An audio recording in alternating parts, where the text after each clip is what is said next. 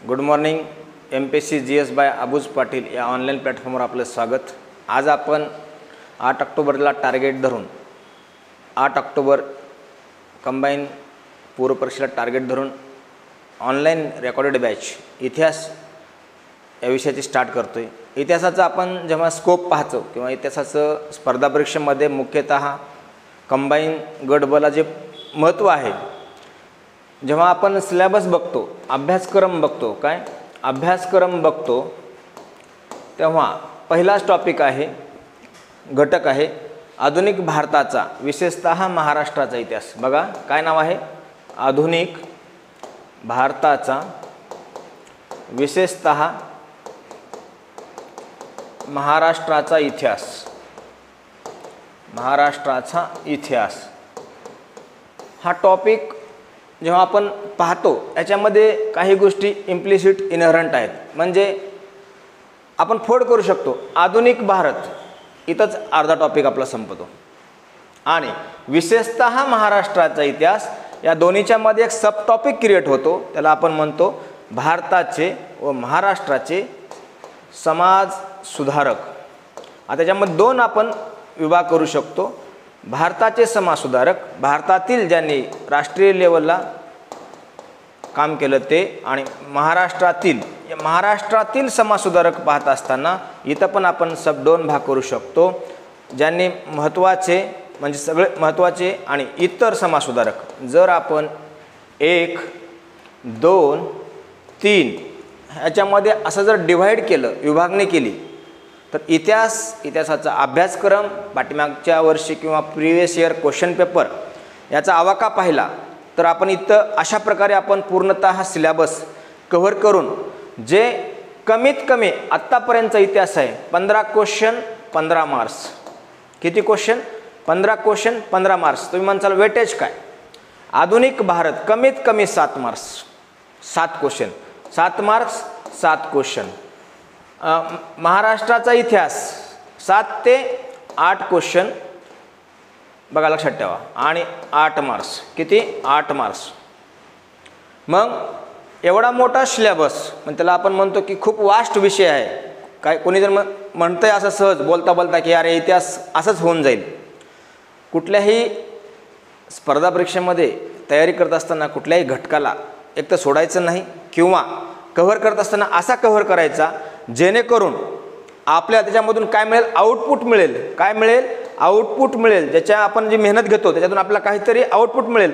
कमीत कमी 10 marks any worst condition. जर इतिहासालाच मार्क्स पडत नसतील तर पुढचे सब्जेक्ट इकॉनॉमिक्स असेल, सायन्स असेल, करंट, हे जे सब्जेक्ट आहेत याला मार्क्स जर कमी आले तर तुम्हाला तारू शकणारा एकमेव विषय म्हणजे इतिहास. कारण आपण 4थी पासून आपल्याला कोणत्याही माध्यमाचे तुम्ही असा 10वी नंतर, पण 4थी पासून 10वी पर्यंत कंपल्सरी हा इतिहास विषय आहे.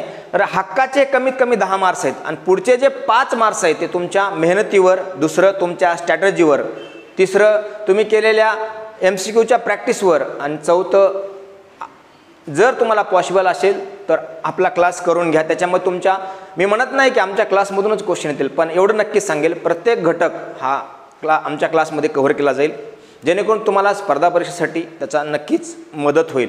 आपण मागच्या वर्षी जेव्हा प्रश्न बघतो, काय बघतो? मागच्या वर्षी जेव्हा प्रश्न बघतो, काय बघतो? प्रश्न बघतो तेव्हा असं लक्षात येतं की कंबाईनला किंवा संयुक्त पूर्वपरीक्षा गट बला असे काही टॉपिक आहेत ज्यांच्यावर आत्तापर्यंत जास्त प्रमाणात फोकस करण्यात आलेला आहे.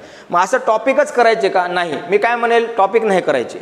आपण काय करूया, आपल्या प्लॅटफॉर्मवर काय करणार आहोत, आपण पूर्णतः सिलेबस कव्हर करणार आहोत. मग सिलेबस खूप मोठा आहे, पण जर आपण सिस्टमॅटिक पद्धतीने गेलो तर आपण नक्कीच तिथपर्यंत पोहोचतो जिथं मिनिमम तुम्हाला 10 मार्क्स पडतील आणि जास्तीत जास्त तुमच्या मेहनतीवर असतील. याच्या दोन्हीच्या मध्ये जो गॅप आहे या गॅपमध्ये तुम्ही नक्की राहाल.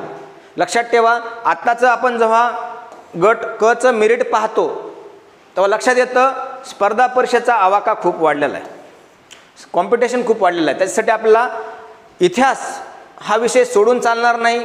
करतो म्हणून एक रीडिंगवर चालणार नाही. त्यासाठी आपल्याला खूप मेहनत घ्यावी लागेल, MCQ प्रॅक्टिस करावी लागेल.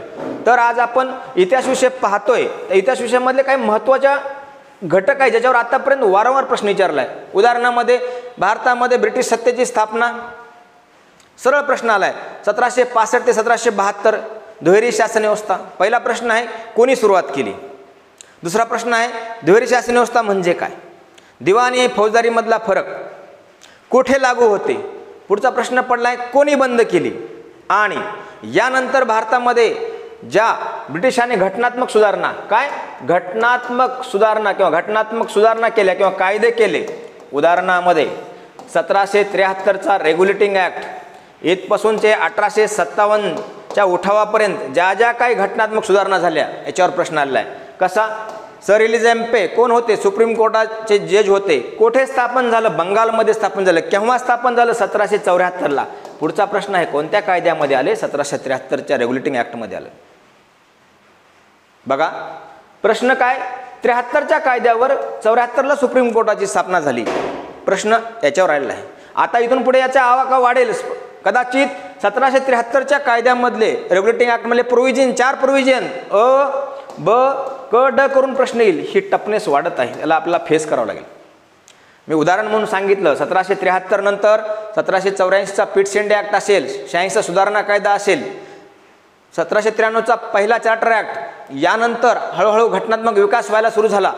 जेव्हा आपण बघतो बोर्ड ऑफ कंट्रोलची स्थापना याच्यावर प्रश्न पडलाय. 1793चा कायदा पाहतो. यानंतर ब्रिटिश हळूहळू भारतामध्ये रेग्युलेट आणतात किंवा ब्रिटिश पार्लमेंट या कायद्याच्या माध्यमातून कंपनीवर कंट्रोल ठेवायचा प्रयत्न करते. जसं आपण 1813चा कायदा बघतो याच्यात एक प्रोव्हिजन आहे. काय प्रोव्हिजन आहे. परीक्षेला प्रश्न असा आलाय भारतामध्ये शिक्षणासाठी ब्रिटिशांनी कोणत्या कायद्यामध्ये शिक्षणाविषयी आर्थिक तरतूद करण्यात आली किंवा 1 लाख रुपये तरतूद करण्यात आली. त्याचं उत्तर आहे 1813चा कायदा.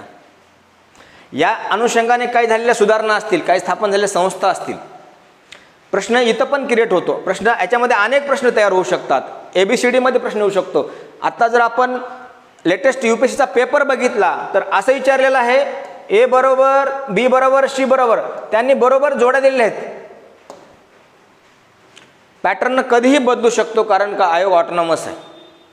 त्यासाठी आपल्याला काय करावं लागेल. आपली तयारी तशा प्रकारे करावी लागेल. मी परत सांगतो 1813वर प्रश्न पडलाय. 73वर प्रश्न पडलाय. 93वर प्रश्न पडलाय. मग तुम्ही म्हणताल मग सगळंच करायचं का. यस. त्याचं कारण सांगतो. स्पर्धा ही जीवघेणी आहे.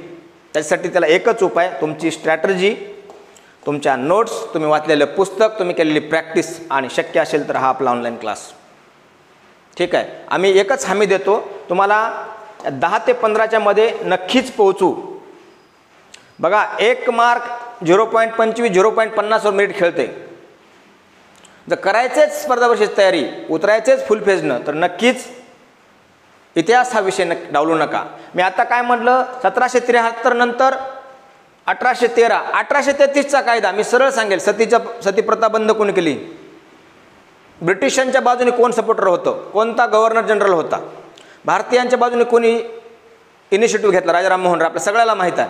प्रश्न पुढे आला असा कोणत्या प्रांतामध्ये सुरुवात झाली. सुरुवातीला बरं सतीची प्रथा बंद केली ही सामाजिक किंवा भारतीयांच्या बाजूने होती पण त्याचा असंतोष वाढला आणि वन ऑफ द कॉज धार्मिक गोष्टीमध्ये हस्तक्षेप. त्यामुळं भारतामध्ये ब्रिटिशांच्या अनरेस्ट असंतोष वाढत होता. त्याचंच रूपांतर पुढं 1857च्या उठावामध्ये झालं. ठीक आहे. जेव्हा 1833चा कायदा येतो तेव्हा भारतामध्ये शिक्षणासंबंधी अनेक सुधारणा होतात. लॉर्ड मेकॉलेचा झिरपता सिद्धांत याच्यावर प्रश्न आलेला आहे. ठीक आहे. 1843चा गुलामगिरी प्रथा रद्द करा याच्यावर प्रश्न आलेला आहे. 1853च्या कायद्यामध्ये अशा काही तरतुदी होत्या. त्याच्यानंतर काय 1853च्या कायद्यामध्ये अशा काही तरतुदी आहेत जिथून ब्रिटिश ईस्ट इंडिया कंपनीला असं डेडलाईन नव्हती की तुम्ही इथून पुढे किती वर्ष शासन करू शकता. म्हणजेच तिथंच ब्रिटिश ईस्ट इंडिया कंपनीला थांबवायचं काम ब्रिटिश पार्लमेंट करत होती. यानंतर 1857चा उठाव होतो. या उठावामध्ये आपण याला असं डिवाइड करू. उठावाला बघा आपण डिवाइड करू उठावाला.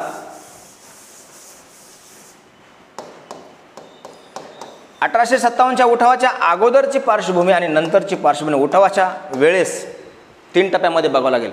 आपण 1857चा उठाव बघतो. एक कमीत कमी प्रश्न फिक्स आहे पण 1857च्या उठावाच्या अगोदर ज्या काही घटना घडल्या त्याच्यावर प्रश्न आलेला आहे. 1857च्या उठावानंतर 1859-60 इंडिगो रिवोल्ट, त्यानंतर नेमलेलं कमिशन, तिथं प्रश्न क्रिएट होतो. 1857 उठावामध्ये उठावाचं केंद्र कुठं होतं? मी पर्याय देतो 4. पूर्वी भारत, पश्चिम भारत, उत्तर भारत, दक्षिण भारत.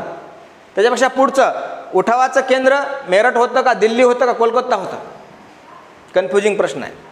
सुरुवात कुठं झाली हा मी विचारायलाच नाही आहे. प्रश्नाची व्याप्ती वाढते आहे. आता याच्या पुढं नेतृत्व कुणं केलं? ब्रिटिशांचं नेतृत्व कुणं केलं? भारतीयांचं नेतृत्व कुणं केलं? ठीक आहे, या उठावाचं राष्ट्रीय नेतृत्व कुणं केलं? जेव्हा आपण हे सगळं बघतो याच टायमाला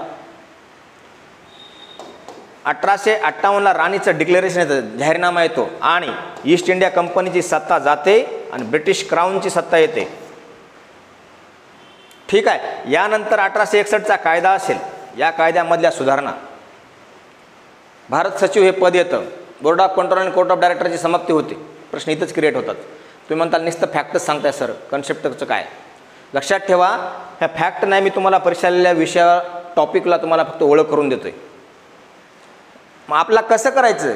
आपलं एकच करायचं, फक्त टॉपिक, सब टॉपिक आणि त्याच्या सराउंडिंग एरिया हा सगळा कव्हर करावा लागेल.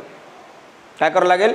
सराउंडिंग एरिया कव्हर करावं लागेल. कदाचित असं होईल, विषयाला धरून, सिलेबसला धरून 10 क्वेश्चन येतील आणि 5 क्वेश्चन असे असतील जे सराउंडिंग एरियावर पडलेले असतील किंवा संदर्भातून आलेले असतील. तर आपला ह्या 5साठी एवढ्या वास्ट एरिया कव्हर करावा लागेल.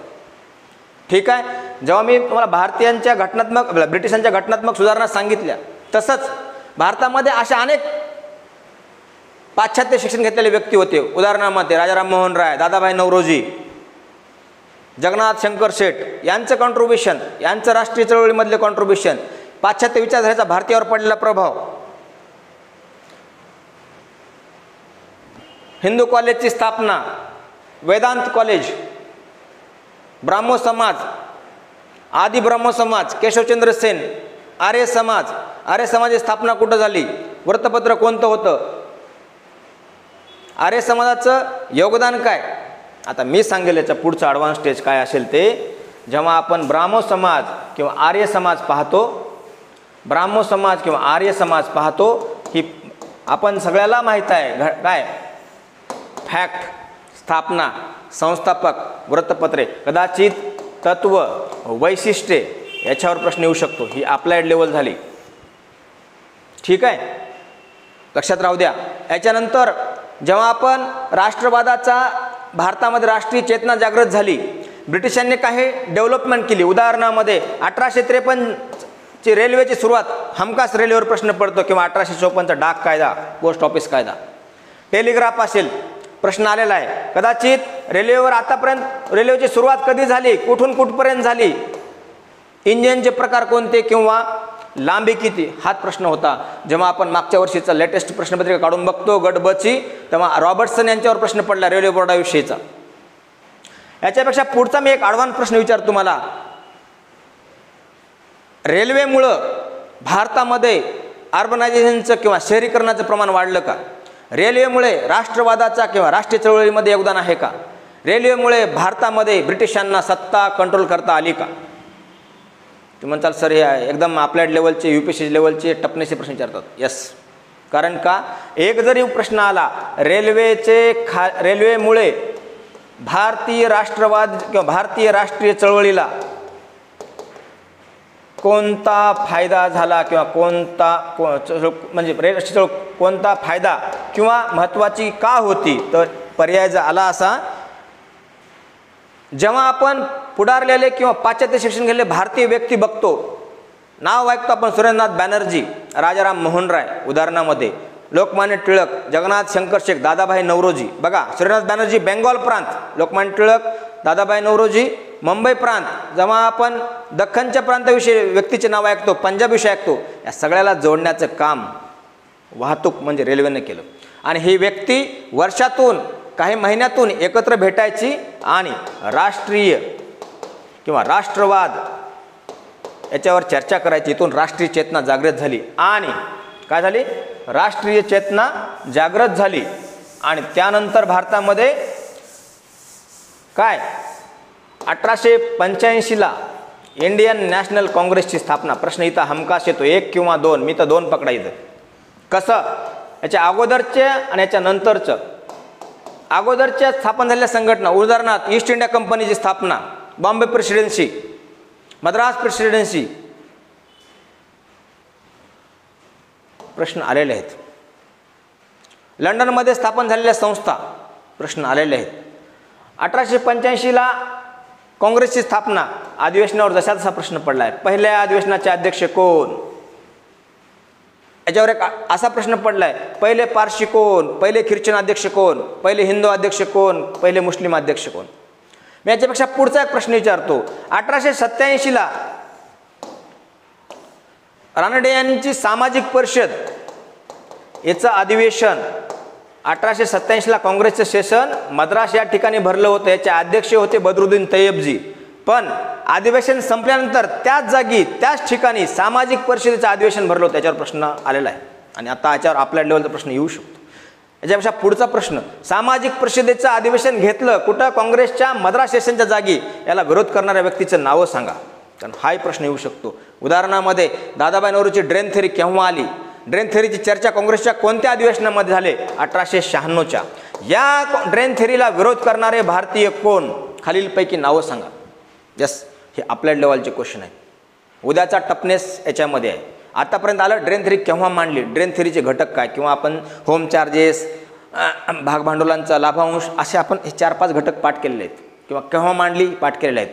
ड्रेन थेअरीला सपोर्ट करणाऱ्या व्यक्तीचे नाव, ड्रेन थेअरीला विरोध करणाऱ्या व्यक्तीचे नाव. सर सैयद अहमद खान यांनी ओपन विरोध केला.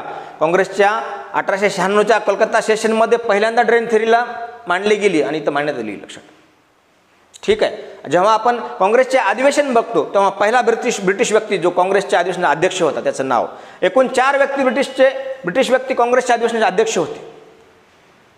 एका साईडला अधिवेशनाची नावं, एका साईडला वर्ष, एका साईडला अध्यक्षाची नावं. किंवा काँग्रेसच्या याच्यामध्ये पहिल्यांदा 1896ला वंदे मातरम गायलं गेलं.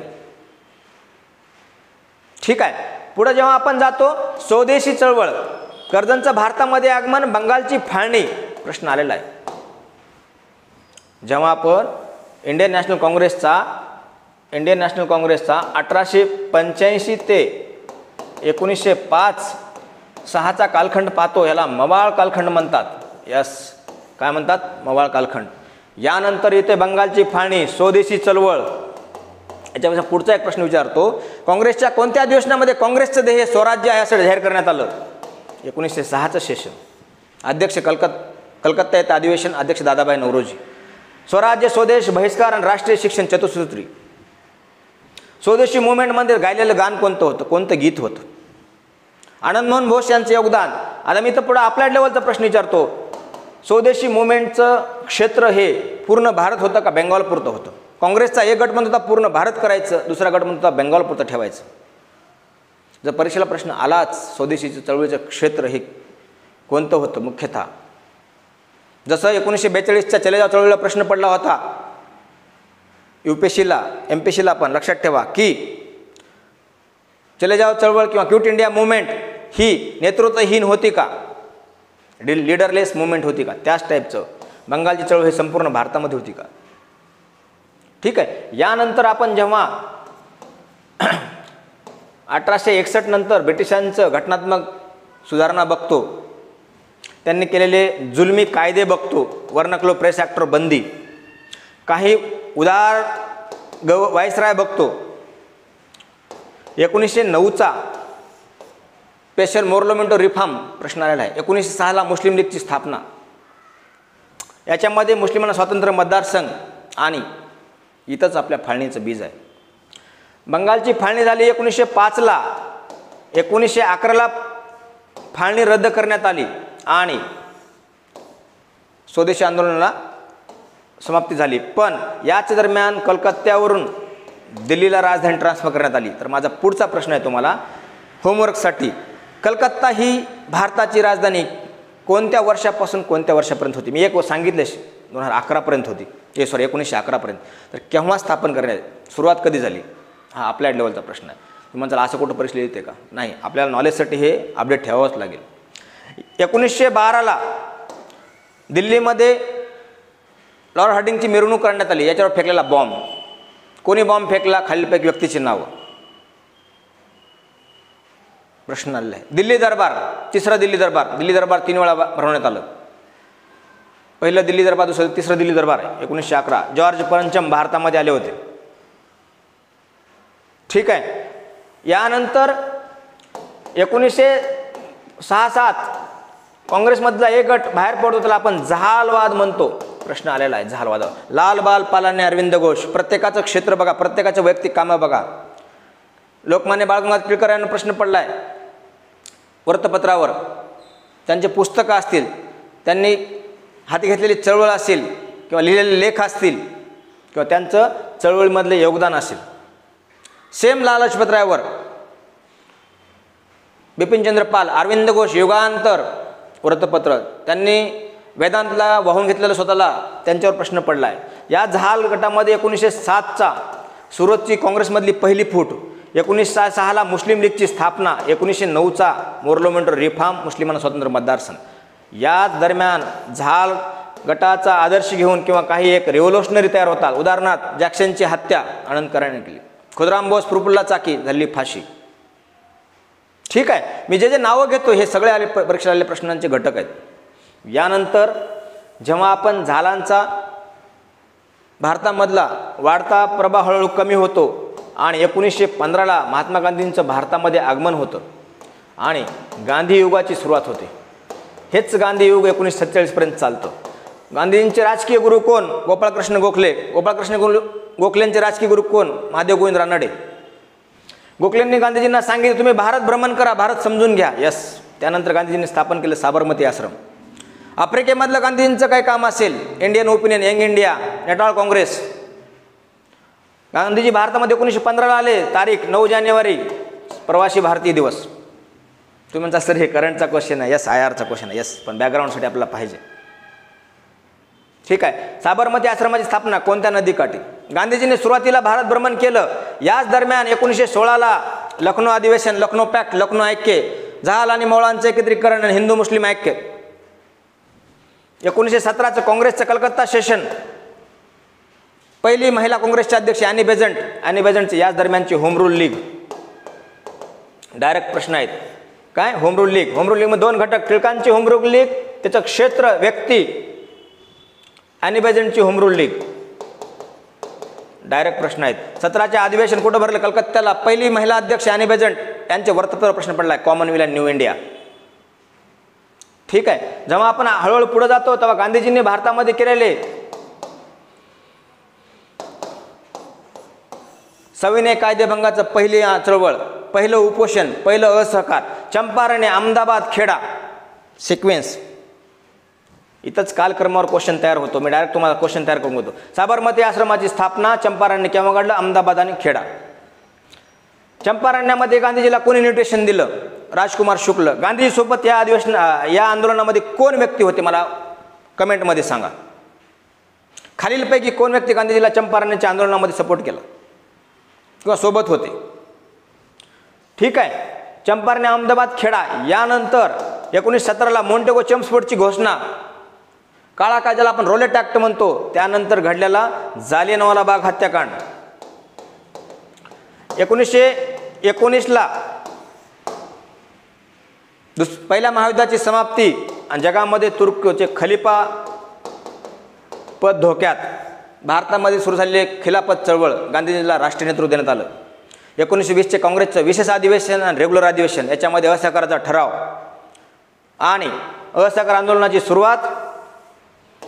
याच दरम्यान 1922ला चौरी घटना घडली, 4 फेब्रुवारी 1922ला. यानंतर गांधीजींनी अचानक आंदोलन थांबवलं. त्याचं कारण दिलं गेलं. त्या कारणावर प्रश्न आला आहे. चौरा घटना ही गांधीजींनी का थांबवली? खालीलपैकी योग्य कारण सांगा. डायरेक्ट प्रश्न आहे. उदाहरणामध्ये भारतीयांना अहिंसेचं महत्त्व समजलं नाही. हिंसा हे त्याला सोल्युशन नाही.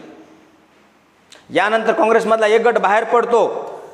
एक गट बाहेर पडतो म्हणजे काँग्रेस अंतर्गत राहून 1919च्या कायद्याचा फायदा घेण्यासाठी आणि केंद्रीय विधिमंडळात निवडणूक लढवण्यासाठी नाफेरवादी आणि फेरवादी हा एक गट तयार होतो. चित्तरंजन दास, मोतीलाल नेहरू, विठ्ठलभाई पटेल, स्वराज्य पार्टी. डायरेक्ट प्रश्न आहे. 1923ला सचिव कोण होते, अध्यक्ष कोण होते? जे सपोर्ट करणारे नव्हते त्यांनी डॉक्टर राजेंद्र प्रसाद, पंडित जवाहरलाल नेहरू, M.A. अन्सारी यांनी काय सांगितले, ग्रामीण भारतामध्ये जायचं, असे कामं करायचे की पुढच्या आंदोलनासाठी त्यांना तयार करायचं. याच दरम्यान पहिल्यांदाच गांधीजी आयुष्यामध्ये एकाच अधिवेशनाचे अध्यक्ष होते, कानपूर सेशन, बेळगाव सेशन 1924चं. त्यानंतर कानपूर सेशन 1925ला सरोजिनी नायडू ह्या पहिल्या भारतीय, मी पहिली महिला अध्यक्ष कोण म्हटलं, ॲनी बेझंट, पहिली भारतीय महिला अध्यक्ष सरोजिनी नायडू. यानंतर 1919च्या कायद्याचा रिव्ह्यू करण्यासाठी सायमन कमिशन, त्यांच्या विरोधात सुरू झालेलं आंदोलन, सायमन गो बॅक.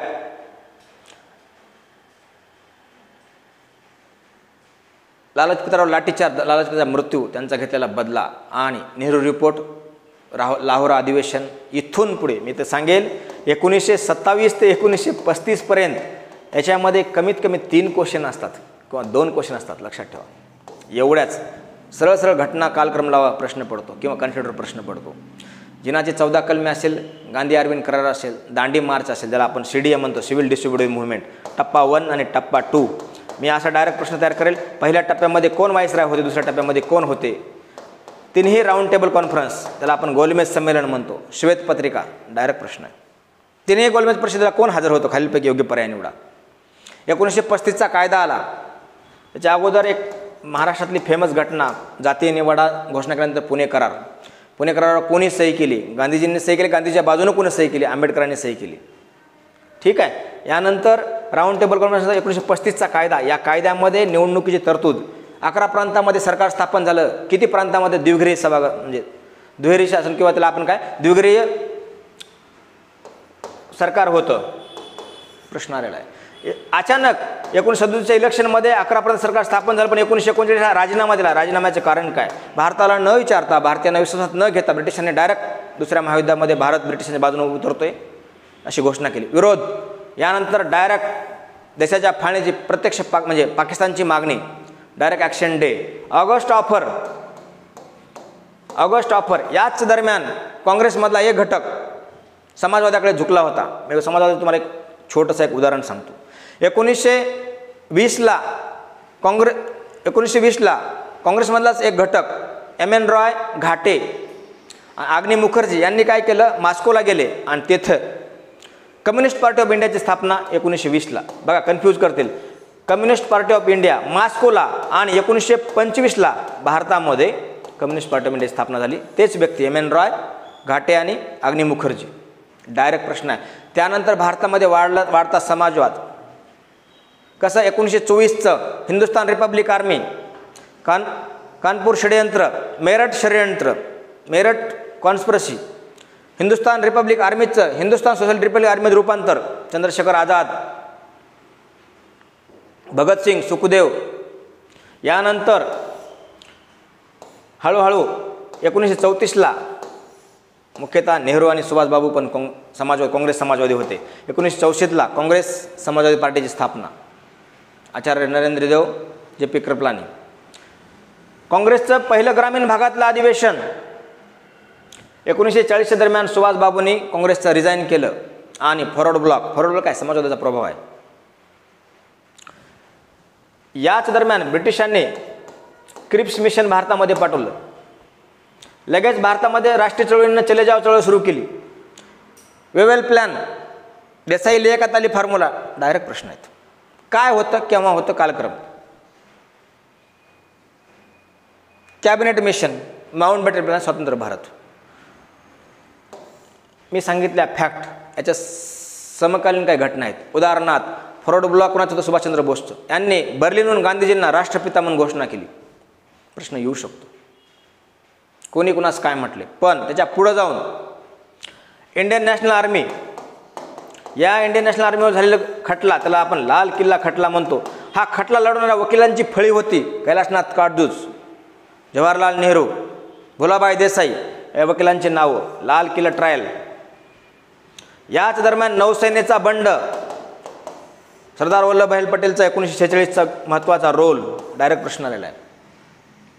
हे झाला भारताचा इतिहास. याच्यामध्ये ब्रिटिशांचं प्रत्येक व्हाईसराय, गव्हर्नर जनरलचं योगदान मी शिक्षणाविषयी सांगितलं नाही, कारण का वूडचा डिस्पॅचपासून हंटर कमिशन, सार्जंट आयोग पूर्ण कव्हर करावं येऊन राधाकृष्णन आयोगापर्यंत कव्हर करावं लागलं, तरच आपल्याला त्याची एक एक घटना आपल्या आवाक्यामध्ये येतील. याच दरम्यान आपल्याला मी सांगितलं होतं महाराष्ट्राचा इतिहास. पहिल्या सुरू सांगेल महाराष्ट्राच्या इतिहासामध्ये शेतकऱ्यांचे बंड, आदिवासींचे बंड,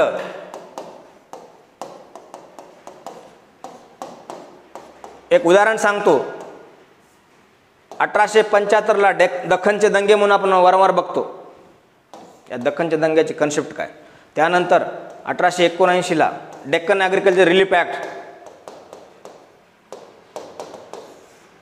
डायरेक्ट प्रश्न जशाल तसा. उमाजी नाईक, वासुदेव बळवंत फडके, डायरेक्ट प्रश्न. 1857च्या उठावामध्ये महाराष्ट्रामध्ये कोण्या ठिकाणी, कोणत्या ठिकाणी कोणी नेतृत्व केलं. रंगा बापूजी गुप्ते आपण नाव ऐकलं असेल. ठीक आहे. शेतकऱ्यांचा उठाव, आदिवासींचा उठाव. हाच आदिवासी भारतीय राष्ट्रीय चळवळ बघताना पण बघावं लागेल. शेतकऱ्यांचा उठाव बघणार, पाळेगारांचा उठाव, संथाळ उठाव, भिल्लांचा उठाव, कोळ्यांचा उठाव. डायरेक्ट प्रश्न आहेत. एका साईडला उठाव त्यांचं वर्ष, दुसऱ्याकडे क्षेत्र किंवा नेतृत्व. जेव्हा आपण प्रश्नपत्रिका काढून बघतो बिरसा मुंडावर वारंवार प्रश्न पडलेला आहे संथाळ जमातीचा. ठीक आहे. कदाचित असं येतील कालक्रमाला प्रश्न येऊ शकतात. पुढं कुंवर महाराष्ट्राचा इतिहास असा काही इतिहास वेगळा आहे का. नाही. कारण का भारताचा इतिहास विशेषतः महाराष्ट्र समकालीन घटना आहेत. काय घटना आहेत. पहिलं अधिवेशन मुंबईला झालं, दुसरं कोलकात्याला झालं काँग्रेसचं, तिसरं मद्रासला झालं. हेच महाराष्ट्र इतिहास आहे. या दरम्यान काही सामाजिक घटना घडल्या असतील. जगन्नाथ शंकर असेल, बदरुद्दीन तय्यब जे असेल, फिरोजशाह मेहता असेल, स्थापन केलेल्या संस्था असतील, वृत्तपत्र असतील, पुस्तकं असतील, मॅगझिन असतील. ठीक आहे. किंवा के टी तेलंग यांनी वाहून घेतलेल्या एखाद्या घटकाला वाहून घेतलेलं त्यांचं योगदान विचारलं असेल. पण महिलांचं योगदान 1 किंवा 2 प्रश्न पडतोच राष्ट्रीय चळवळीमध्ये आणि महाराष्ट्र इतिहासा संबंधात. ठीक आहे. जेव्हा आपण पाहतो की महाराष्ट्र इतिहास जेव्हा 1935 नंतर दुसऱ्या महायुद्धाच्या सुरुवातीनंतर हळूहळू 3 प्रकारचे घटक बघावे लागतील. तुम्ही म्हणताल हे आउट ऑफ सिलेबस नाही. मराठवाडा मुक्तीसंग्राम ज्याला आपण हैदराबाद मुक्तीसंग्राम म्हणतो. दुसरं संयुक्त महाराष्ट्र चळवळ, इथं डिटेलमध्ये बघावं लागेल. आणि ब्राह्मण उत्तर चळवळ. प्रश्न डायरेक्ट आलेला आहे. केशवराव जेदे डायरेक्ट प्रश्न आले यांच्यावर. ठीक आहे. ब्राह्मणोत्तर चळवळ पाहावीच लागेल. आणि आता हे बघत असताना इनहरंट इम्प्लिशंट हे घटक म्हणजे महाराष्ट्रातील किंवा भारतातील समाजसुधारक. मी नाव सांगतो. राजाराम मोहन राय, स्वामी दयानंद सरस्वती. डायरेक्ट प्रश्न. ईश्वरचंद्र विद्यासागर. डायरेक्ट प्रश्न. आपण जेव्हा महाराष्ट्राचा इतिहास बघतो, महाराष्ट्रातील समाजसुधारक बघतो, महर्षी धोंडो केशव कर्वे, महात्मा ज्योतिबा फुले, राजश्री शाहू महाराज, डॉक्टर बाबासाहेब आंबेडकर, विठ्ठलरामजी शिंदे यांच्यावर डायरेक्ट जसाल तसे 1 किंवा जास्तीत जास्त 2 वृत्तपत्र असतील, पुस्तकं असतील, त्यांनी केलेली स्थापन संस्था असतील, त्याच्यावर डायरेक्ट प्रश्न आलेला आहे. मग आपण आपल्या प्लॅटफॉर्मवर काय करणार आहोत. पूर्णतः सिलेबस कव्हर करणार आहोत. 1. दुसरं MCQ ज्या घटकाला महत्त्वाचे आहेत किंवा ज्या टॉपिकला महत्त्वाचे आहेत प्रत्येक MCQ तुम्हाला देणार आहेत. आणि तुमच्या प्रत्येक काही कन्सेप्ट असतील किंवा काही समस्या असतील त्याचं सोल्युशन देणार आहोत.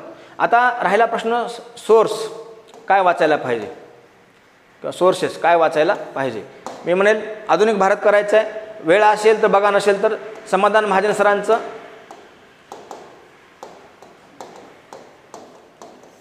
युनिक पब्लिकेशनचं पुस्तक आहे ते रिवाईज करा.